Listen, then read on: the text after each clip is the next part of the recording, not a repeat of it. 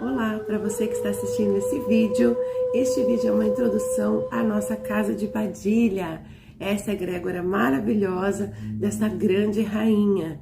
Eu sou Maria de Oxum e a primeira regra desta casa é o Ubuntu. Somos o que somos porque todos somos nós e todos somos filhos de Maria Padilha. Sejam muito bem-vindos! Então, hoje nós vamos falar de Yansan. Coincidentemente, o assunto mais comentado do dia. Então, vamos falar um pouco dessa orixá guerreira, uma orixá muito à frente do tempo dela, como eu li um texto ontem, né, falando que Yansan, ela lutou bravamente dentro das batalhas pela causa feminina, não só ela, como uma gama de orixás femininas mencionaram esta causa. Orixá Yansan, no secretismo católico, Santa Bárbara. Usa vela laranja, vai vir nas cores laranja, também pode ser no rosa, como pode ser no branco com prata, depende da qualidade do adjuntor. Yansan vem no 11. O 11 forma um par. Veja só, se você analisar a história de Yansan, é bem interessante que ela não tinha poderes, vamos dizer assim. Então, ela se associou com cada orixá a fim de ganhar um poder que fosse deles.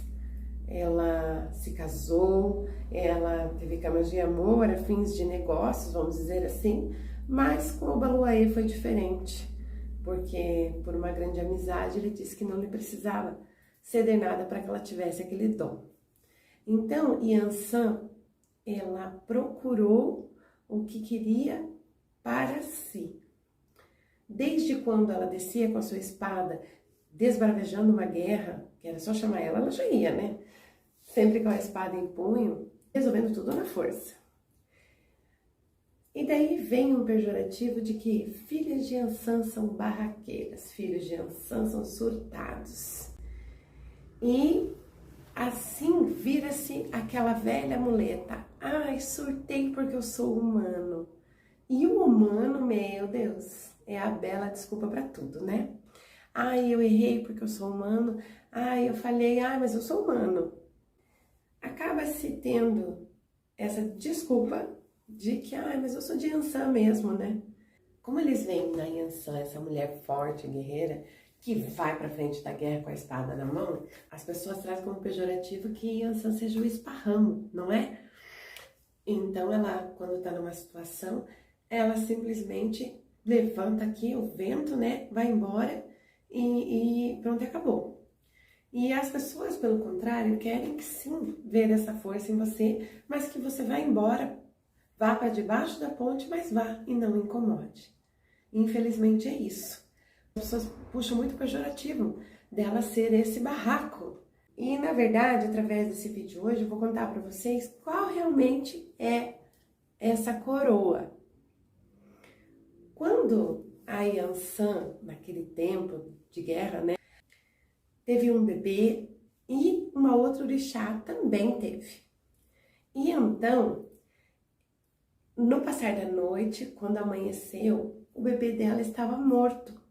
Só que antes dela dormir, ela verificou e ele não estava. Então, o bebê foi trocado.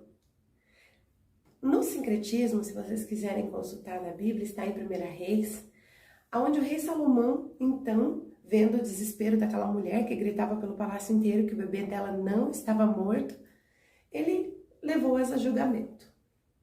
Chegando lá, ele perguntou para ela, Yansan, o seu filho estava vivo ou estava morto? Ela disse, meu filho estava vivo e esse bebê que está ali no colo dela é meu.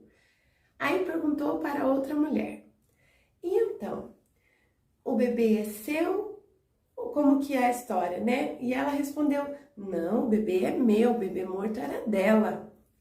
E o rei pôs-se a pensar naquela situação, pois a mãe estava desesperada. Depois de algum tempo, ele chegou à conclusão e falou para elas, então, fazemos assim, já que o bebê é das duas e nenhuma das duas abre mão, então vamos cortá-lo ao meio. Aí, ele perguntou para a Yansan o que ela achava. Dela disse, não, jamais, porque enfim o bebê morreria. E a outra mulher disse: por mim está ótimo, cortaremos agora. E com essa resposta, o rei Salomão pôde ver de quem era realmente o bebê e quem verdadeiramente era a mãe dele. Dado a esse fato, a mulher que havia tomado o bebê em troca, por desespero, tomou todos os filhos daquela mulher. E ela conseguiu isso com a autorização do rei. Vocês têm por cultura de dizer que Iansã abandonou seus filhos. E muito pelo contrário, veja, eles foram tomados dela. E saindo naquela gritaria, daquele nervoso dela, porque ela foi retirada do castelo, então, quando estava no meio do bambuzal, para fora, ela se tomou com aquele búfalo a unha. Pensem vocês, uma mulher sozinha que pega um búfalo e o mata. Veja só, o que aquela mulher fez naquele momento foi um ato de dor. Ela estava tomada de uma dor tão imensa por ter tido seus filhos tomados de si, que ela nem mediu o tamanho do búfalo. E simplesmente se pôs a pelear com ele. E então ela o matou. Retirou a sua pele, os seus chifres, como se fosse inteiro assim por cima. E foi para dentro do bambuzal. E foi arquitetando um plano de como ela poderia fazer para ver os filhos, pelo menos que fossem de longe. E então ela vestiu-se daquela pele por cima dela e ela andava. E várias vezes ela fez isso, conseguiu fazer. Mas um dia ela foi denunciada que estava fazendo isso. Então no outro dia, silenciosamente, mandaram ir ao celeiro e realmente acharam a pele do búfalo que ela escondia. Quando ela se vestiu e foi para o meio da plantação de abóbora, abaixada, para poder ver os filhos de longe, então foi arrancada a pele, ela foi açoitada e foi-lhe cortada as orelhas. Então veja só, caracterizar o pejorativo de Iansã em seus filhos, dizendo que o extravase da coisa, o barraco, né? O acontecimento, porque, enfim, ela é o trovão, né? Então ela podia, com uma trovejada, destruir tudo aquilo ali. E não foi o que ela fez. A força da coroa de Iansã está no silêncio. Precisou de silêncio para não ser morta diante do rei. Precisou de silêncio para, depois de enfrentar o búfalo, pensar no que ia fazer em uma estratégia inteligente. Precisou de silêncio para ser sorrateira no meio do bambuzal e na plantação de abóboras. E também precisou de silêncio quando lhe foram cortadas as orelhas. Acredito eu também que ela usou o silêncio dela para pensar em todas as estratégias quando se associou, como eu disse para vocês, aos outros orixás. Iansã, então, não tinha dons, mas decidiu escrever o seu nome na história. Alcançar a sua coroa, então, seria o ápice da maneirice. Seria o top, né, do topo, que é a resiliência. Se calar, respirar, entender. Buscar o melhor momento de ataque. Embora, quando se é resiliente, você vê que é totalmente desnecessário atacar. Quanto inútil discutir. Mas será que nós estamos prontos para escrever o nosso nome na história? E já imaginou cada vez que você tiver que surtar, você se calar? Eu já passei muito por isso e posso lhes falar que no começo dói dentro do intestino da gente, dói dentro do corpo da gente. Quando você recebe aquela cacetada e você quer simplesmente rodar a baiana, como o povo fala, e você se cala, é como se você levou uma surra.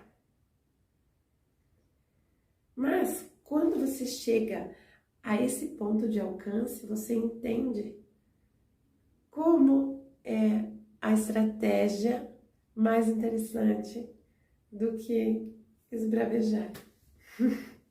Veja só, por exemplo, eu estava lendo um texto que diz que a sociedade pós-moderna, gostaria que as mulheres fossem como vasos de plantas, lindas e sem voz. Esta egrégora da Casa de Padilha prioriza, e o primórdio do fundamento desta casa, poderia dizer assim, vindo da nossa rainha Maria Padilha das Sete Encruzilhadas, é justamente o empoderamento feminino. Não é a anulação exatamente do homem, mas é um par associado. Muitas mulheres, muitas guerreiras lutaram para que nós pudéssemos chegar até aqui, para que pudéssemos estar onde estamos. Muitas mulheres perderam a vida, muitas mulheres até hoje têm dificuldade para que sejam reconhecidas em descobertas, em grandes descobertas, cargos, estudos. Mas justamente o que Padilha traz é este empoderamento.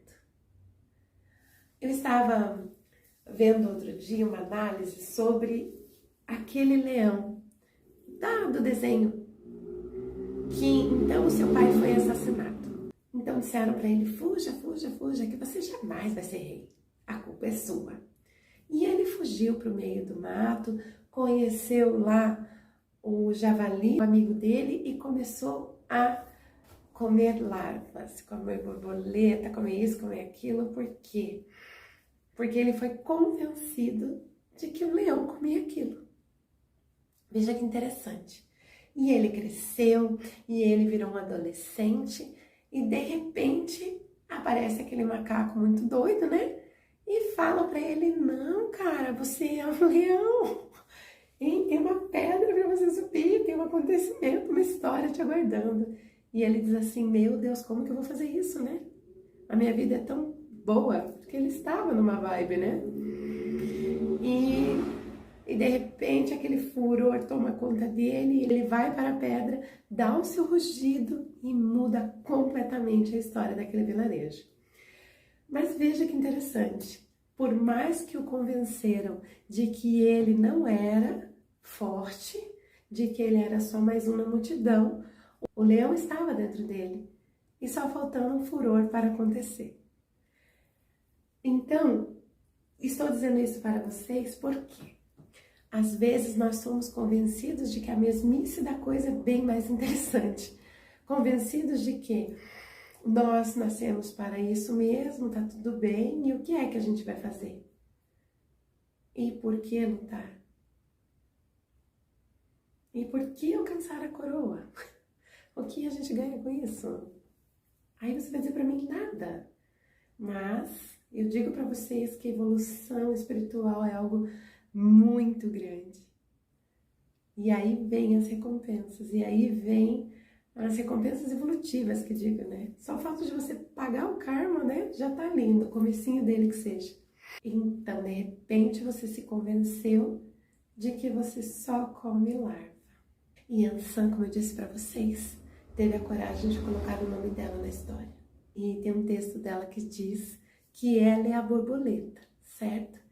E que ela voa em todos os jardins. E há estudos que comprovam que quando uma pessoa passa para a EQM e tem a oportunidade de voltar, que são os episódios de quase morte, geralmente eles veem uma borboleta e decidem se vão ficar para aquele lado ou voltar para esse. Incrivelmente, é um start cerebral de que às vezes voltam falando outras línguas, tocando instrumentos musicais, que nunca tinham feito nada disso ou nada parecido na vida antes da EQM.